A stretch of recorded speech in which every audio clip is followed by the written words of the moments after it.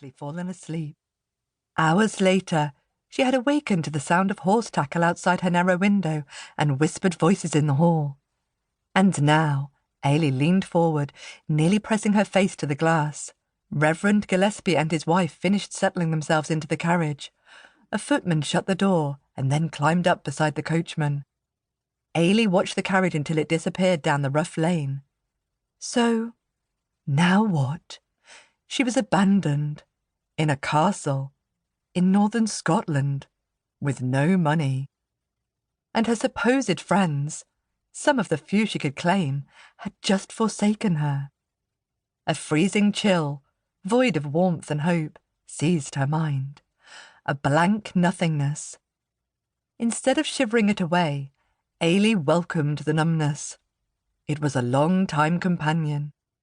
Within the frozen deadness, she did not need to feel the sting of the Gillespies' desertion. She could avoid the acidic taste of despair and the sinking tide of hopelessness that threatened to drag her out to sea. Instead, she could logically dissect the situation and make appropriate decisions. She was rather a professional at starting her life anew, was she not? 6 years. She had served Mrs. Gillespie for 6 years as a lady's companion. They may not have always been kind, but the Gillespies had usually been fair. Why had they not simply informed Eilidh that her services were no longer needed? Why not leave her with Simon in Yorkshire? Why bring her all this way, just to sneak off at the break of dawn? It seemed needlessly cruel. But then, life since her father's death had been peppered with cruelty. Simon was the only bright spot, a miraculous solitary touch of grace that God had granted her.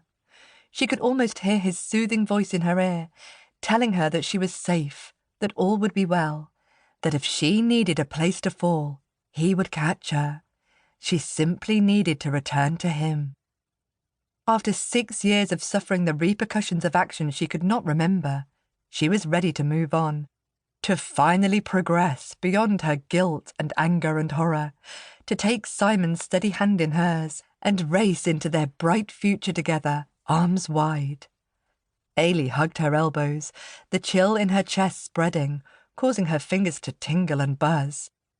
She might be experienced when it came to dealing with desertion, but that didn't mean she found the experience pleasant. Once more, she would cast herself upon the kindness of strangers, and if they turned out not to be kind, well, that did not bear thinking upon. An hour later, Eilidh had summoned the courage to face her fate. After all, the occupants of the castle would soon learn, if they did not already know, that the Gillespies had departed. How long would they allow Eilidh to stay? Perhaps this Mrs. Campbell would be understanding and motherly and even feed her breakfast before casting her out. Most importantly, perhaps the lady would lend her the money to return to Yorkshire and Simon. Eilidh dressed, proud that her hands only shook slightly. Her wardrobe consisted entirely of Mrs. Gillespie's cast-offs, and so the fabric of her gowns had been turned and re-sewn many times over. The muslin was so worn at the seams, she pulled cautiously as she did her buttons, pleading with the cloth not to tear altogether. Once safely dressed, she tamed her thick curls into a tight bun at the nape of her neck and wrapped a woolen shawl tight around her shoulders, all in an attempt to prevent the damp of the castle from colliding with the chill lodged in her chest. She surveyed herself in the small mirror over the fireplace, rising on tiptoe to see her entire face. Wary eyes peered out, more greenish today than grey, thanks to the faded blue-green muslin of her gown. She looked like the poor companion she was, short, impoverished, and easily overlooked. "You were born a lady," she told herself. "Do not forget it, no matter the troubles you encounter today." It was something her mother, the granddaughter of a squire, had always said. "Circumstances do not determine a lady's behaviour, innate character does. Be a lady, even if the way is not easy." Eilidh packed the remainder of her meagre belongings into her small travel case. If she had to leave quickly, she wished to be ready. Swallowing, she unlatched her bedroom door and peered out.